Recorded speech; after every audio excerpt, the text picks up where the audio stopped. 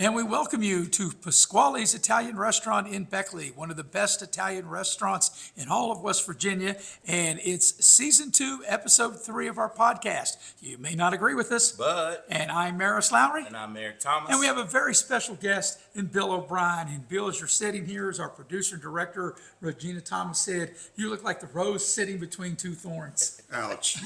What does that tell you? It's pretty sad.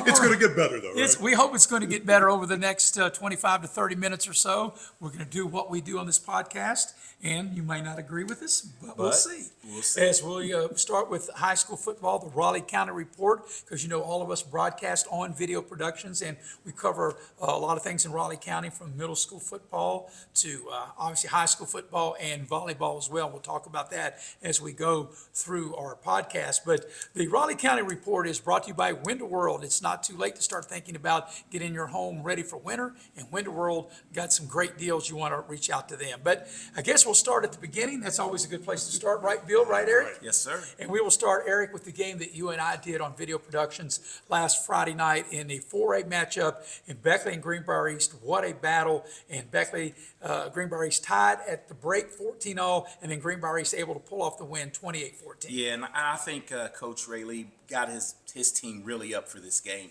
I think Greenbrier East came in with a lot more emotion, and I can't really put my finger on the Beckley team. You know, after we saw them in preseason against Cabell Midland in that first game against Washington that Bill actually did, they looked like a team that had a lot of youth but a lot of enthusiasm. And in the game, as the game wore on with Greenbrier East, I really think that you could see the senior leadership and the seniors really take over in that contest for Yeah, Greenbrier you know, East. we had talked about it on the broadcast, Bill. We'll let you jump in here in a minute, because Greenbrier East, out of their starting 11 on offense, 10 of them were seniors. So they had just as many starting on offense as Beckley almost has on their entire roster. Wow. Well, you know, when I did the Flying Eagles' first game against Washington, they had a great first quarter. They had a great fourth quarter. The two middle quarters, nothing. So, you know, you got to play four. That's for sure. And you know, Eric and Bill, whenever we do games, we always talk about momentum, and it is so real. It's something you can't see, but you can feel. And he's had the early momentum. Beckley got the momentum, Eric, up 14-6. And as you mentioned through our call or game, when Greenbrier scored right there before halftime, and then got the 2-point conversion with only 2 seconds left in the half, the game was tied at 14. And you remember I said the second half, I felt whoever can take care of the ball was the team was going to win the second half. Yeah, and any level when we speak about this, all three of us, you can't lay the ball on the carpet. I mean, the ball is the program, and when you turn it over, you give the team extra possessions. And what Greenbrier East did was ball control, Bill. They really, once they got up or tied, they could really go back to their game plan. And their game plan was to keep the Flying Eagles off the field. They really matriculated the ball down the field, took advantage of great field position. They didn't have more total yards than Beckley, but they scored. They turned the turnovers into points. And right before the half, it was a fourth down play after poor clock management. If you can remember, I thought they really messed it up. I thought the time was going to run out, and they called the perfect play, got wide open, and scored right before half. And I really think that really turned the tide. And I think it turned the tide, Bill, but perhaps, I know you told me before we started, before we turned the camera on, you didn't get a chance maybe to watch it, but the biggest play, the home run play, was the 102-yard interception return that put Greenbrier East up for good. Well, I was doing a game for Video Productions out of the area, so I didn't get to see it live, but I get to see that 102-yard return. What a backbreaker. What a play. Yeah, it was a tremendous play. Of course, Bill, we will talk about your game as we get to that. But, of course, now for Beckley, Eric, and Bill, Beckley's got a rebound. They'll have their first road game. In fact, we talked about it on the broadcast. Beckley won't have another home game for another month. That's another reason why that game was so critical. But if you're Beckley, you got to put that behind you, and you have to get ready to play Parkersburg South. And Parkersburg South 0-2. Yeah, 0-2. But the thing is that you can turn it around. Sometimes youth is good because the young guys, they don't linger with losses. You know, they're like, well, we got next week, the younger guys. So I think Coach Surratt can really get the guys ready and focused, because Parkersburg South, they haven't won the last 4 contests. I don't know when last time they've won at South, and it's a good program, but 0-2, they're going to be ready for Beckley coming into town. Yeah, Bill, I'm sure you remember you and I, when we were doing radio, we went up there, I think it was 2002, 2003, and Beckley got beat pretty bad to Parkersburg South. I'm not sure if you remember that, but you may. I don't remember what I had for breakfast, so what do I know? It's whatever you said, Maris. Yes, yes. Me and you and Charlie Marlowe made that Oh, trip. my Now, I know gosh. you remember that. Charlie Marlowe, our chief engineer, and I still see him once in a while. Yeah, he's still kicking. He sure is. The Yeah. best. So big test for Beckley on the road. That brings us to the game, Eric, that you and I will be doing this Friday for Video Productions, and it will be Shady 1-1 playing host to Nicholas County, who's 0-2. Yeah, Nicholas County lost a close one early on, lead no kill in the first game. Probably a backbreaker. And I think, how some coaches say you don't let one loss turn into two. And the way they lost that game to Oak Hill, I think, and they have a new head coach. That's right. Someone knew sometimes you got to put your stamp on the program. And I just think they will be ready coming to Shady. And Shady 1-1 got kind of handled by James Monroe, so they'll be ready at home. It's going to be an interesting ball game. Yeah, the lone touchdown that Shady got came from the defense, not from the offense. So after putting up 40 points the week before against St. Albans, the offense was not able to put the ball in the end zone. But Bill, you were with me when we did the The interview with with Vince. Coach Vince Colacerto, and he was talking about looking for an exciting year, his son's senior year. Yeah, that's right. And, Vince has been around. This is his 21st season as the head football coach at Shady. And he's got his son who is a senior, and he has been through the wars. And in talking to Vince, he was pretty optimistic about this year. So I was surprised when, as you said, James Monroe sort of took care of business against Shady. We are here at Pasquale's Restaurant. Mamma mia, great Italian food. They have salads, they have sandwiches, they also have seafood. If Italian's not your thing, maybe you can get a little bit of both. Because if you come to an Italian restaurant, you got to have something Italian, right, Bill? Yeah, you got that right. Yeah. I can see some right now. Yeah, definitely. You got to eat some lasagna or something like that. Something like that. All right, now we got it's two teams down in Raleigh County. Talk about the other two teams and the Independence Patriots after the big win over Herbert Hoover. Got another big win as they beat an Ohio school 35-14, and now they'll take on Warren Local Ohio. But I think they're not going all the way to Warren Local. I think they're meeting in Marietta College is where they're going to play this game on Friday night. Yeah, and I think you're exactly right. That's going to be a good experience, for the team and getting on the road like that. That's one thing Coach John Lilly has done really well because he knows now that he has playoff caliber teams. And what better way? You never know when you have to go on the road in the playoffs and win one. So I think this will be an interesting contest. And I think Warren will probably be ready for this Independence team. And of course, Bill, you were with me when we did the preseason interview with Coach John Lilly at Independence. Oh, yeah. And John and I go back to him when he took over the Shady program and then, did most of his games when he was at Woodrow Wilson.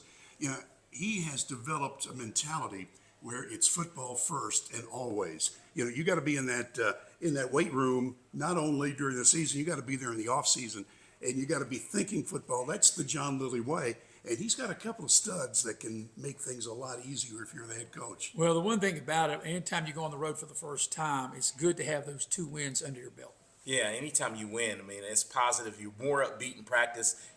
Like I said, the youth at Woodrow, can forget it at Beckley, but the Independence team, they have a good mix of veterans with Silas Nelson, and, they have young guys and just a good, well-coached, good program. And I look for them to go get a win on the road. Well, the quarterback Green is just incredible. So Liberty will be home for the 3rd straight week, and they've come up short, even though they played Pikeview really tough last week. They're 0-2. They'll be taking on Greenbrier West. Greenbrier West coming off a big win. Greenbrier West beat Summers County 52-6, I believe it was, on Friday. And now, so it's the Cavaliers of 1-1 taking on Liberty 0-2. Yeah, and I think that's a tough matchup for Liberty, just based on the numbers. And we had a chance to broadcast Liberty, and the thing that gets me, they don't have enough numbers to really compete 4 quarters. You have people going both ways all game. That's tough. Yeah, they only have tough on 28. anyone. Yeah, they only have 28 players. Yeah, that's tough. But anyway, Bill, that takes care of the Raleigh County teams. Before we get into some of the other games we'll be looking at, we have to hear about your adventure. And what I understand, it was an adventure as you made your way to Madison. Well, we did. We got to see Scott High, the Skyhawks, at Skyhawk Stadium against the Wayne Pioneers, both AA powers. And I got to tell you, first off, the folks at Scott couldn't have been nicer. I mean, great facilities, great people, and I had to talk to both coaches, and it was just a wonderful night, except for the lightning. We knew it was coming, but it came earlier. Game hadn't been 5 minutes old, and here comes the heavy rain, and it didn't stop raining pretty much all night. But the lightning, and so we had 2 lightning stoppages. And the good thing about video productions is that's when you can turn it off and just watch something else during those 30 minutes. And they do have turf, right? They do. They have turf. They had remodeled the press box. And what was so cool, they used the old hardwood from the basketball court and made countertops on that double deck press box. So it was sweet. So I have to ask you, did you have to put it in your GPS to know how to get there? Well, I had Mark Montgomery, who was my sidekick. But and he just had eye surgery, right? So could he see? He could see. He could feel his way. He's from Ed White, near Whitesville, so he knew that area really, really well. He knew all the back roads to get there from. And that's what we took. He kept saying, Bill, you need to make a left back there. Okay, thanks, Coach. So, Bill, you thought you were back in the 70s again, like a blast of the past, right? my When gosh. you were going on the road doing Beckley games way back when, and there was no of these major highways, and you were taking those old roads back in the We day. did. We went to Marmette and all that. So we got back about 1 a.m. Wow. Yeah. So So it there is was, what it is. Yes. All right, we're going to take a look at some of the other games going on around the state that I find intriguing. Of course, Huntington beat Martinsburg, and what a big win, because Martinsburg, I bet you probably can't say this, probably maybe in the last 25 years that Martinsburg starts the season 0-2. Yeah, and you know what's interesting about that matchup? Those are 2 heavyweights now that are battling, because Huntington's the only state team that's really been close Right. to Martinsburg. They lost to them by 1 last year in the Right. playoff, the 35-34, 35-34. And what was good about that, they have a great kicker. They tried to win the game. They didn't want to send it to overtime. So it was a gutsy play call and came up short. And then I guess earlier in the year, they were at Martinsburg and had the lead, and Martinsburg came back, and kind of took over the game late in the 4th quarter. So just 2 good programs, and they'll meet again. I foresee it down the road. Yeah, that was sweet revenge for Huntington. Huntington will be at home taking on Spring Valley. Huntington 1-1. Spring Valley in AAA, they're also 1-1. Yeah, Huntington big. So what do you think about that, Bill? Yeah, Huntington big. I mean, that says it all. All right, That's one of the other games, and both of these teams are Beckley opponents, and also Oak Hill's a Shady opponent. Oak Hill 2-0 are in 4A, taking on AAA Princeton 2-0. Princeton coming off a big 51-6 beatdown over Bluefield. Well, I have some inside information that on the Princeton quarterback, he played the whole second half hobbled, like a severe ankle sprain. So let's hope he heals up. But I actually saw video footage of him in the shotgun and barely moving, but slinging the rock. As long as you have Mosser out there, all you got to do is a 2-yard completion can turn into an 80-yard run at any point. And the last 2 years, the Princeton-Bluefield game has been a rout. Princeton has beat Bluefield up pretty good, Bill, over the last 2 seasons. Well, Princeton has just got a terrific football program now, even with a new head coach. I mean, they haven't missed a beat. Speaking of coaches, Coach Marion at Oak Hill has done a fabulous job there. Right, in a big game for Oak Hill, this is on the road. Oak Hill's a 4A team, Princeton a 3A team. I know that doesn't really matter, especially when you get these 2 teams playing one another. There's one thing I think Oak Hill can bring to the party, though. They have a huge offensive line. And anytime you have big bodies up front with Coach Marion, and you're able to get that ground game going a little bit, it could be like a formula. Keep the ball away from that Princeton offense. Try to keep the game in the 20s. You don't want to get into a shootout, because you will lose that playing against Princeton. Another local game I find intriguing, Bluefield coming off that big loss to Princeton we talked about, will take on James Monroe, James Monroe's got the big win over Shady. They'll meet at Linside on Friday night, Bill. Bluefield, they have a tradition there. I mean, Bluefield's a football city, always has been. And James Monroe, they produce athletes and coaches. This is going to be a great game, I think. It should be a great game, and both of these teams are in AA, and these teams I think are relatively even, Eric. Yeah, I would give the edge slightly, probably at home to James Monroe. Yeah. But Freddie Simon, and we all know him well. And there's one thing I always say this. I've said it probably in all our podcasts. This guy can coach football. It's one thing he can do. And the kids that play for him, they love him. And that's half the battle. When you have kids that truly want to win for you and each other, both programs, this will be a dogfight. But I look forward to come down to a possession in the fourth quarter, and whoever makes a couple plays will win the game. And one of the biggest games statewide in single A will be Wheeling Central and Williamstown. In fact, Williamstown, their 0-1, their loss was to James Monroe. Wheeling Central lost to an out-of-state team, but those are two solid teams, and they may meet on down the road in single A. Yeah, you got two Catholic programs, right? Williamstown, I'm not sure if they're Williamstown's not. Catholic. They're Yeah. not? Yeah. Yeah, but Wheeling Central, you know what you get with them. They do the Hail Mary, though. Yeah. Yeah. But you know what you get with both of those programs, and like you say, this is a playoff preview because both will be in the playoffs and they'll meet again. Of course, on Friday night, Eric and I will be at Shady High School. We'll have the game for you on Video Productions. It'll air at 6:30, kick at 7. It'll be James Monroe and Shady. Also, want to let you know that on Tuesday, it'll be volleyball action on Video Productions, and it'll be Beckley against Princeton and St. Albans. Morgan Brown Payne will join me for that, and we'll be on the air at 10:06 and start that at 6 o'clock. So, Bill, that will wrap up our first segment of high school football, and we'll be getting into college coming up next. After these messages. Well, these messages are, we are in Pasquale's Italian Restaurant. And, you know, I tell you what, they have delicious food here. I had lunch here last week. Their meatballs is outstanding. Love their salad, meatballs. But if you're not into Italian, they've got other sandwiches and they have seafood you need to try. Pasquale's Italian Restaurant. And they've been around, they've been Beckley's finest restaurant for 60 years. And I think they're the best Italian restaurant in West Virginia. Try the ravioli, too, and the salads. Yes. Oh, my gosh, too much, too good. All right, we'll switch gears to college football. And the College Football Report is brought to you by Massey Power Sports. Power your adventure with Massey. All right, we're going to start with the big games this week before we dive into W and Marshall. We'll save that to the end as we always do. And the first game coming up that I took a look at, I think will be a defining game for each one of these teams. Clemson, who's got a loss to LSU and struggled to beat Troy, are on the road in Atlanta against Georgia Tech.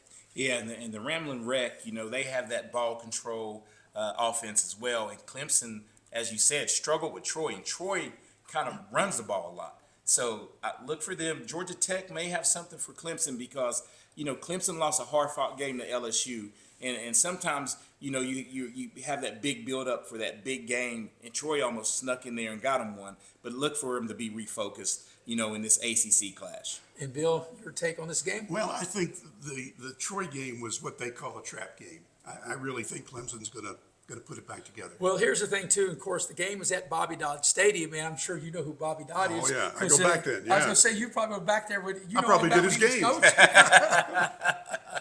One of the biggest games on Saturday will be in Rocky Top, and that's a huge Southeastern Conference game between Georgia. And Georgia may be a so-called trap game because they just kind of like was able to sleepwalk to beat Austin Peay, and they did that. They get the win, and now they'll take on Tennessee. That's a 3:30 game in Knoxville.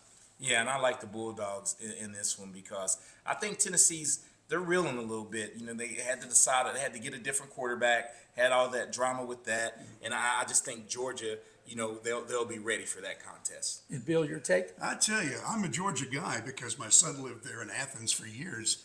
But I sort of like the home team. I'm going to go with the Vols. Well, that should be a great game. Of course, the night game will be from the real Death Valley, and that's Florida against LSU. Of course, Florida, you know, lost on a last-second field goal to South Florida. South Florida beat them 18-16, and now maybe there's a little shine kind of taken off this game. Yeah, and the thing, I'll speak to this. I looked at their schedule. Florida, It's murderous road. This is a must-win. Yes. Because after that, they still have Florida State on the schedule. They still Miami. have Miami on. What they've done is, I think they overscheduled out of conference. You know, Yes. I mean, you're an SEC team, and I'm not saying dodge anyone, but you're already going to play the Georgias. They're going to play Texas, Georgia. Yeah, play all of those. I mean, what are you thinking? Playing schedule Miami, Florida State, and South Florida. They get the fall-off athletes from all those schools, and which are 4 stars. Right. You know, you go from 5 stars to 4 stars, and those guys believe they can win against anyone. So, Bill, what's your take on this? Well, I don't know. It's going to be. I think it's going to be a close to even game. I'm not sure. I think Florida will bounce back. I think LSU will win the game, and I think Florida will make it close. It's going to be close. All right, and of course, Saturday night, Texas A&M at Notre Dame, and that's a Notre Dame home opener. After losing to Miami, the Irish had a week off. Texas A&M comes in at 2-0. Notre Dame beat them last year down at College Station, and that's a 7:30 kickoff. That should be a great game. So I have my take, and I knew we would talk about this game. This is going to be the defining game, the game that springboards Notre Dame, propels them again, because didn't they come up big against Texas A&M They last beat them year? last year, correct. And I think that was the game that really said, hey, this is going to be a good team. And I think they go in, and I think Notre Dame wins by 10. So what's your take on that, I'm with Bill? Notre Dame. In fact, I get a chance to see them later in person, which I've never done. So you'll have to give me all the insights into touchdown. Oh, Jesus believe me, and all he that. will. Yeah, and so He will. what game are you going to see? Well, we're not sure yet. We're going to have one though next month. So, Okay. so I will not be here one game. Okay. He might well, let if you you're borrow going that to, cross right listen, there. if you're going to Notre Dame, you're good. You're good. And I'm picking the Irish. All right.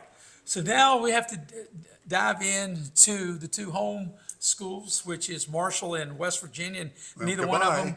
one of them had a very good day on Saturday. And we'll start with the Mountaineers. They had a tough, not just a tough loss, but I heard on the way over here where two of the players that were hurt in the game are now out for the season. One of Yes. their best running backs, I believe, as they come up short to Ohio, 17-10, and now the backyard brawl as they take on Pitt on Saturday. Yeah, and you're absolutely right. Jaheim White out for the year. You never want to see a kid hurt, but if you see the play he got hurt on, there were 3 penalties by one player on the same play. That's what I was told, but He I got didn't see horse the- collared, Face face mask. mask, and then when you not allowed to pull them back and roll them, all 3 happened. All 3 happened on one play, which was unfortunate. And Jaden Bray, I think he's their second best wideout. He re-injured his foot that he had surgery on last year, and he was having a decent game. But like Coach Rich Rod said, we recruit all these guys. He said if guys on the practice squad, they're here for a reason.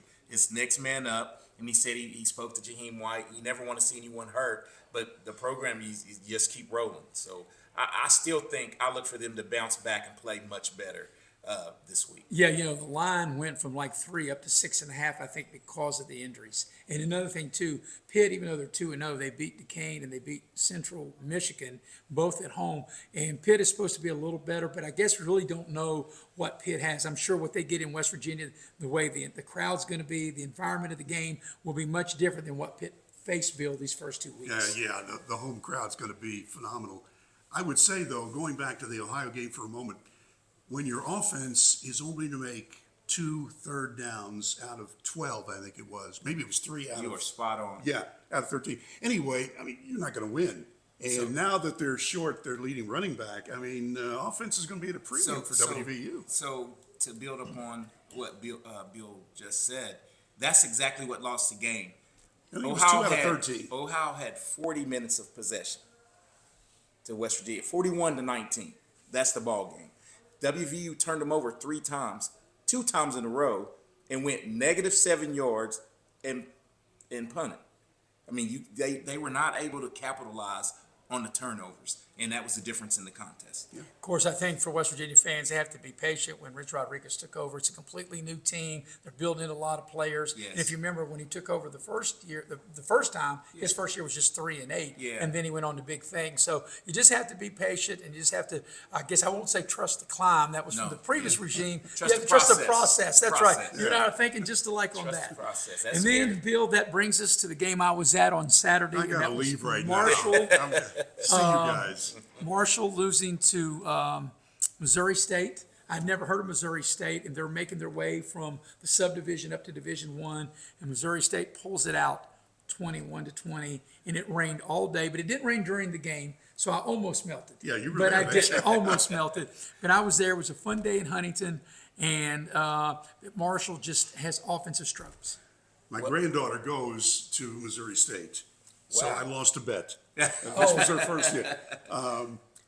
Marshall, what are you going to say? I mean, they had the game under control, but they scored only a field goal the entire second half. And then they missed a critical field goal that would have given a 9-point lead. Yeah, hit the upright. Now Yeah. that was the old momentum swing. But Maris and I had a chance to discuss this, Bill. If you listened to the game, but I had a chance to watch. They don't have a quarterback. Marshall, yeah, they're struggling at the They're quarterback struggling at position. the quarterback position. As a matter of fact, I think I think this week it's up for grabs. Whoever plays the best in practice, you need to roll with them. And I think during the course of the game, he didn't want to pull the quarterback, but I think Coach Gibson's definitely going to look at quarterbacks this week. Well, this week Marshall's got a little less opponent in Eastern Kentucky. They're a subdivision, and they got that at Huntington. That's a 6 o'clock kickoff, so maybe Marshall can get it right before they get into conference play. They better. Yeah, they better.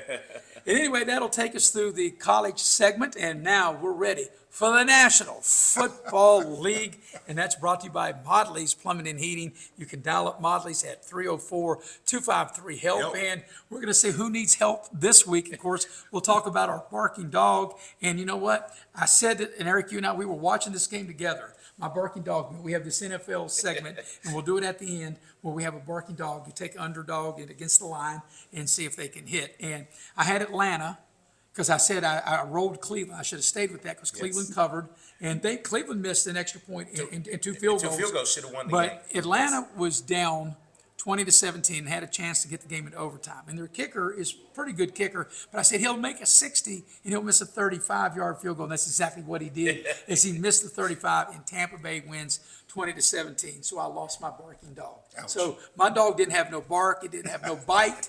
It just like kind of whined. And so, but Eric's barking dog came through, and that he had Buffalo, and Buffalo beat Baltimore. No, you had Baltimore, I but had Baltimore covered. Baltimore That's was right. getting 1.5. And they lost by one. What a game that was. What a game that game. was. What a All comeback right. by Buffalo. So, there were a lot of very interesting games, and I think one of the best games of the week was, Eric, the game you and I watched yesterday between Seattle and San Francisco, and the way the 49ers showed really grit with, losing their, all-pro tight end in Kittles and having to replace a lot of different players, and the way they fought to win on the road. Yeah, and that was a tough game. But you know what I noticed about that game? Seattle, usually they say that their fans are the 12th man. See, they're missing their 12th man because it looks like San Francisco kind of took over, the stadium. So I think that made it a lot easier on Purdy and the boys. But they made plays down the stretch. Even the game-winning touchdown looked like it was going to be an interception. Right. But the 49ers tight end wanted the ball more than the Seattle safety. And Bill, the tight end that caught the game-winning touchdown for San Francisco, that was his first reception in 3 years in the NFL. Wow. And to add to Eric's point about the 12th man, Seattle over the last 3 years has a losing record at home. So he's spot on with that. Yeah, unreal. Because All that right. used to be a big home advantage for Yeah. Seattle. All right, we're going to talk about the Seattle Seahawks taking on the Pittsburgh Steelers this week. And how about the Steelers and Aaron Rodgers leading them back for a 60-yard field goal to beat the New York Jets? Yay for the old guy. Yes, and he played well. And I'll tell you, it's funny. I don't know if you saw the press conference. Did anyone ever see Aaron Rodgers' press conference? Oh, yeah. Yeah, That's what I was going to touch on. All right, so we'll let Eric touch on that, Bill. Yeah, so I love that part about, a lot of people don't like this about I Aaron Rodgers, like that. but I love it. I did He too. said, they asked him, how he felt. He said, I was happy to give everybody in that organization what they Jets. deserved. Yeah. What that they loss. deserved. That loss. It was funny. But let's touch on the kicker for the Steelers, Boswell.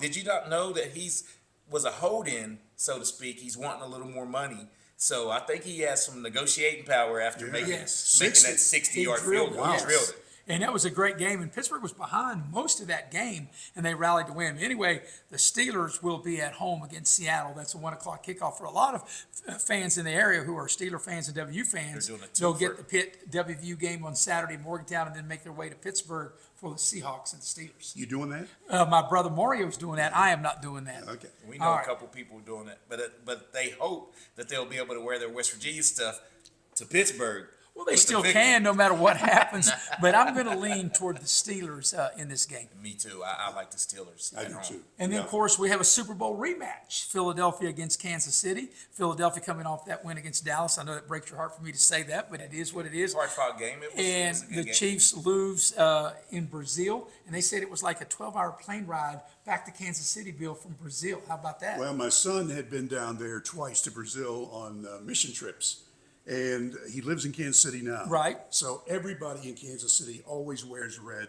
Every other house has the Chiefs flag. I mean, that is just an incredible scene in Kansas City. So I'm going with the Chiefs. And one of the things you told me, right, that on Sunday, the day of the game, everybody wears, when they go to whatever church they belong to, whatever they go, they all wear Kansas City Chiefs stuff, even when they go to church. That is correct. So that's something we had a chance to talk about yesterday, and I'm glad Bill gave us that insight, because we said the only two football cities that I know that are really just, well, the Steelers too, but the Chiefs and the Packers, Right. it's just, It's a sea of their colors. It's their colors. I Yes. think they're all in unison, and I think Buffalo tries to turn into that, Yeah. and the Steelers have that terrible towel, which is terrible. Yeah. But My written coat. Yeah, but nobody's going to go into Kansas City or Green Bay and even take over the Pittsburgh stadium. and take over the stadium. Got that right. Yeah, not going to happen. The Sunday night game is the Atlanta Falcons and Minnesota Vikings. Vikings playing the Monday night game this Monday against the Bears. They'll be at home against the Falcons.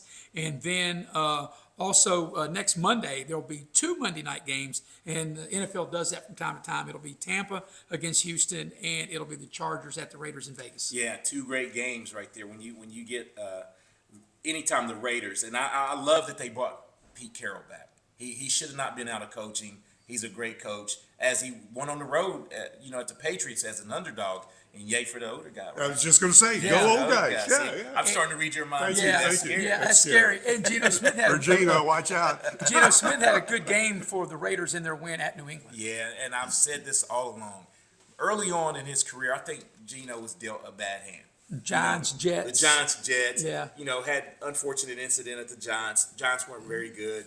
Jets. Now I think he, had a new lease on life with Seattle, and Pete Carroll getting that job gave him another lease on life. He's a good NFL quarterback. Stands in the pocket, delivers the ball well, fairly accurate. I like what Geno Smith brings to the table. And I'll say this too about the opening weekend of the NFL. There's just something about like opening day in baseball and the opening of the NFL season, and it was tremendous, the first full weekend of NFL football. Yeah, had a good time with you as always. Yeah. I'll tell you an all-fair story that his brother had me in tears laughing. It was so funny. Yeah, that's what it has to be all fair, Bill. It's never dull in the Lowry house, that's for sure, That's for folks. sure.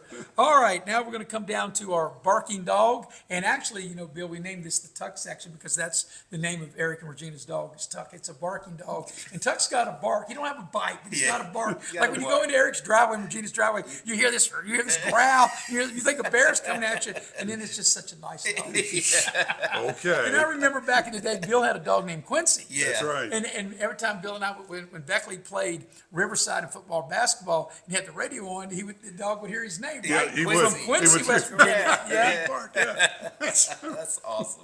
Before we get to our barking dogs, we're here at Pasquale's. We appreciate Pasquale's for having us come out here, and throughout the course of this season, we'll be at Pasquale's. We'll be at a couple other different places, maybe Chick-fil-A next week. We'll figure all that out, but we hope that people that watch this podcast can come out and join us. Also, if you have a comment or a question for either Eric and I or Bill, just leave it in the comment section below, and we will do everything we can to answer it. So now, week 2 is here, or just about here, and it's now time for our barking dog. I went first last week, so Eric, you have the pleasure of going first this week, as I am 0-1, and you now are 1-0. So I had to write these down because I actually have two. Well, you got to pick one or the other, though. So here's the one I'm going to go with. All right. Because I talked about the team so bad yesterday, and I told you their coach might get fired. But this week is the game that might get them fired. Patriots plus 1.5 on the road at Miami. Look for them to win straight out. Yeah, because Miami, really, they got beat down 33-8 against the Colts, and it's just been a tough go. It looked bad. So I'm interested, who was your second doesn't barking count. dog? It doesn't count, but I'm just curious who it is. I'm going to go with your team that you picked against this week. You picked Atlanta over the Buccaneers. I like the Buccaneers and the way they're playing at Texans getting 2.5. Yep, and that's one of the 2 Monday night games of next week. Bill, any insight you want to maybe have a barking dog or anything that you want to touch on? Well, I ran the big dog radio, so yeah, I'm into barking dogs. I could just say, I think Miami's going to pull the upset. All right, so let me ask you this, Bill, since you know all about Kansas City. Yes. The Chiefs are a home underdog, which in Yeah. the home era, that has hardly ever happened. I don't know actually if a that home has underdog this happened. week. So what do you think about the Phillies and the Chiefs in Kansas City? Well, or the Eagles even. Yeah, well, the Phillies, yeah. The Phillies. I said the gotta be Phillies. Phillies and then versus the Philadelphia. Royals. Yeah, That's right. yeah. That was the Well, 1980 World Series. Yeah, There you go. Good move. yeah. I gotta go KC. I mean, they took their lumps down in Brazil, but now they're on their turf. It's gonna work out for the Chiefs. Man, that's not going to be my barking dog, but it's hard to go against Kansas City getting points anywhere, but let alone Yeah. get points at home. They have some injuries though. They do, but they also have 15 and 87. That's And true. when you have that, and they also have 95 on defense, even though him and his teammate was fighting after he let Herbert get around him. That's another story. My barking dog are going to be the Indianapolis Colts. They beat down Miami 33-8. They are getting 3.5 from Denver at home. They are a home dog of 3.5, and I'll take the Indianapolis Colts. So, Eric, before we wrap it up, final comment? My comments are, I'm so glad to have Bill along with us, man. Anytime I can spend some time with the legend, I'm always with this guy, but I like being with the legend. Gee, No, but thanks And- for coming out, man. And, Yeah. this is fun. It's a lot of fun. And Bill, final comments from you? Well, I'll tell you what, you guys do a great job with this, and I know it's gonna continue to increase popularity as we go through the season. So, whenever you get these two together, it's always fun. Well, I appreciate that. And my final take is to shout out to the producer, director, and the one that made this all possible, and that's Regina Thomas, because she's got to deal with Eric on a full-time basis and me on a part-time basis, and Bill, you on a sometime basis. right, sometime. So Eric's full-time, I'm part-time, and you're sometime. So we ought to give her a raise just for that, but we also want to give a nice shout-out to Pasquale's. We appreciate them having us here, and Pasquale's does a great job. And you should- ravioli, spaghetti. I tell you what, you need to come a couple times a week so you can try all their food, or maybe they have a sampler. You can get a little bit of everything, but they do a great job here at Pasquale's. Yeah, and don't forget about the chicken wings. I'm telling you. Yeah, they're everything sneaky here good. is good. So we're going to wrap it up. This was and is season 2, episode 3 of the podcast. You may not agree with us, But and I'm Maris Lowry. I'm Eric And Thomas. you I'm are- Bill O'Brien. Until next time, have a great evening, everybody.